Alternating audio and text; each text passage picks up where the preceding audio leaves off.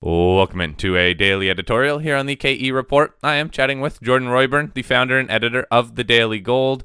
And Jordan, I want to follow up on some comments that you made to subscribers just a couple days ago. And I think the overall theme here is that we're still just waiting for the precious metals, gold, GDX, GDXJ more specifically, to hit some minimum upside targets that you have. Yes, last week was a good week for the precious metals, especially gold and some of the gold stocks, especially those ETFs. But now it's, for the most part, just moved sideways. You can make the argument maybe consolidating some of these gains, but the fact of the matter is we haven't seen a significant breakout. And as I said, some of these minimum upside targets we're still waiting for. Can you share what some of these upside targets are for gold and GDX, please? Sure. Well, the key resistance for gold was 12.15, and it, of course, closed above that last week. Today it's trading at about 12.27.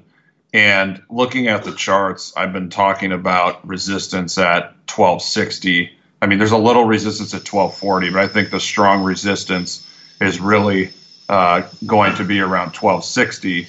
And then if you look at the moving averages, some long-term moving averages I like to put together and see how they're forming on the charts. Those are kind of coalescing in the low 1270s. So to me, I would say, I think gold is probably going to hit 1260. Maybe it'll go a little bit higher. I don't see it going below. I don't see it going above 1270, 1275. I think that's the best case scenario for this rebound. And looking at the stocks, GDX and GDXJ, they made these small head and shoulder bottoms, I should say. I mean, the pattern was not perfect. It was a little bit irregular, but we don't want to get too technical. But looking at those patterns, they project to upside targets, I believe, of about 21.25 for GDX and around 32 for GDXJ. And looking right now, GDX is trading at 1994. GDXJ is trading at 29.66. So there's a little bit more upside left for the miners. And I mean, that makes sense given where gold is trading just below 1230 right now and having a upside target at 1260 and maybe a little bit higher with the moving average resistance in the low 1270s. So a rebound is definitely underway here. I think there's a little bit more upside over the days and weeks to come.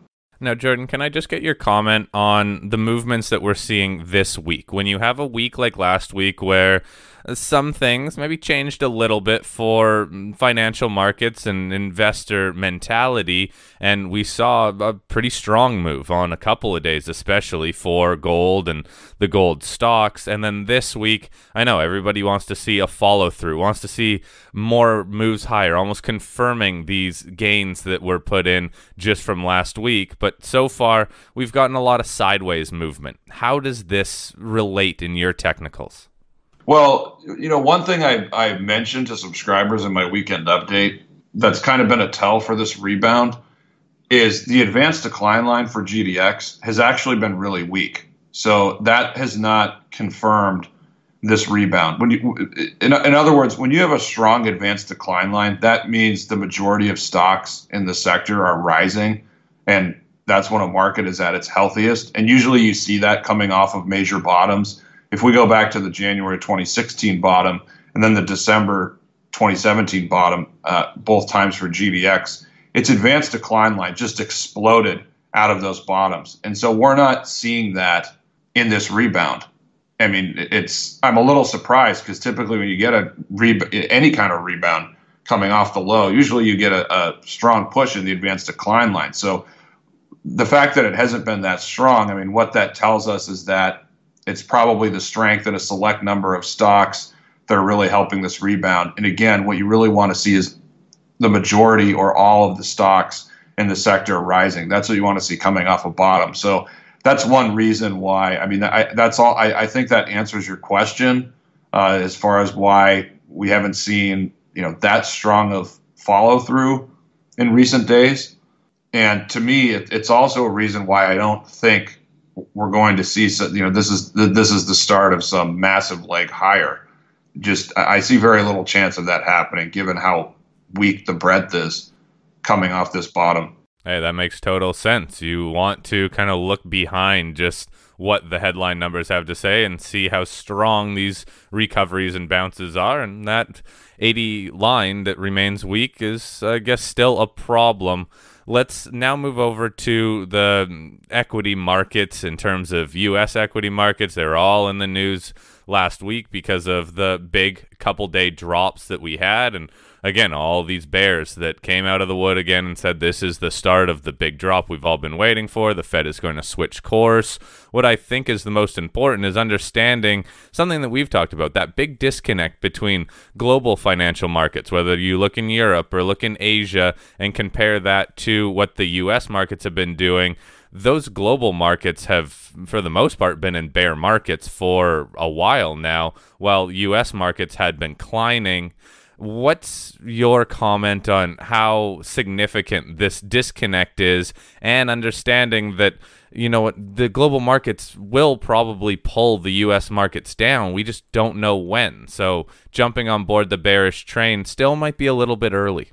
Yeah, and one thing at least recently, not, I mean, you have to go back decades and decades to find where bear markets and U.S. stocks happen really quickly. So more recently, I mean, topping patterns tend to be a process. And when the market is topping, you don't even know that it's happening. And by the time you realize it's a bear market, you know, the bear market's already halfway over. So only time will tell us if the S&P, the high that it made in September, if that is the top for this bull market. With respect to global markets, yes, Corey, if you look at emerging markets, Asian markets, European markets, the German market has made a really bearish head and shoulders top. Asian markets are not looking good. I mean, if you look at global markets, X the U.S., and one index that allows you to do that is the Morgan Stanley World Index, which is just the world X U.S. It's failed at it's lost the 200-day moving average in recent months, and it's failed at it several times. It's below the 400-day moving average, I mean, well below. So the rest of the world clearly looks to be in some kind of a bear market. If it's not a bear market, it's a very serious correction. But when you look at economic data from the rest of the world, it's definitely weakening, and it looks to be heading towards recessionary levels. As you said, it's really anyone's guess when this starts to impact the U.S. I think it's going to take some time, probably more than a quarter or two. But then again, if it takes a full year, markets discount things in advance. The yield curve almost became inverted. I don't know if it's going to continue steepening. I mean, if that continues, it's not a good sign for equity markets.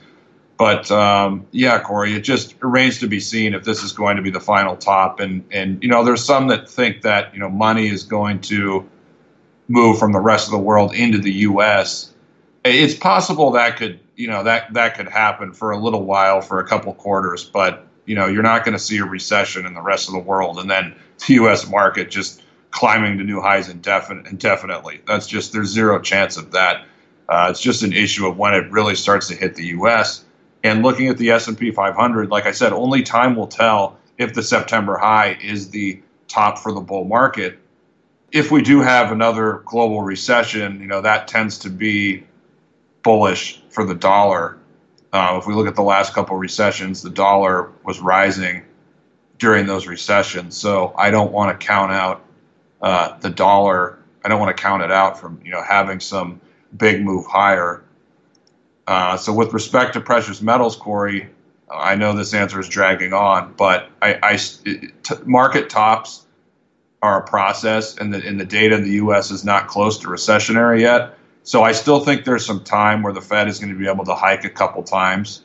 And as we've been saying for months and months, precious metals are not going to begin a bull market until the Fed's done hiking. So this recent low, I don't see it being the start of a bull market. But all being said, Corey, the fact that the U.S. market could have made its top in September, that is a positive sign. So the more weakness we see in equities and economic data, while it might not immediately be bullish for precious metals, in the big picture, it definitely is bullish for precious metals. It's just a question of timing, as we already know, and we can use Fed policy to help us pinpoint, when precious metals are going to really start to outperform and take off. And again, in my opinion, and looking at history as we've done, that's not going to be until the Fed stops its rate hikes.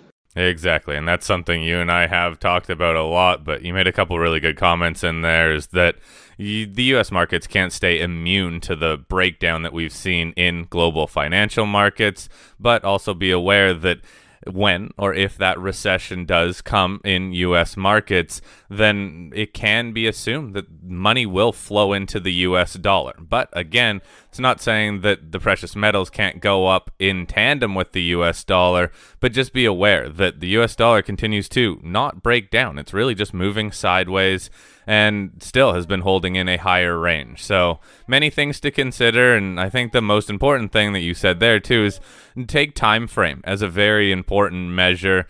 This is going to take some time. Market tops and market bottoms do take time, something that I talked with Doc about yesterday. So don't think that just because we had a couple day sell-off in U.S. equity markets that's going to start a waterfall decline. It will make some people reconsider their positions, but not probably enough to make it matter in, let's say, the next week or two, or even next couple months. I think you and I are both just looking into next year to see what does start to change in a more high-level type of sense. But hey, Jordan, good chatting with you. Thanks again for sharing some of your technicals, and have a great rest of your week.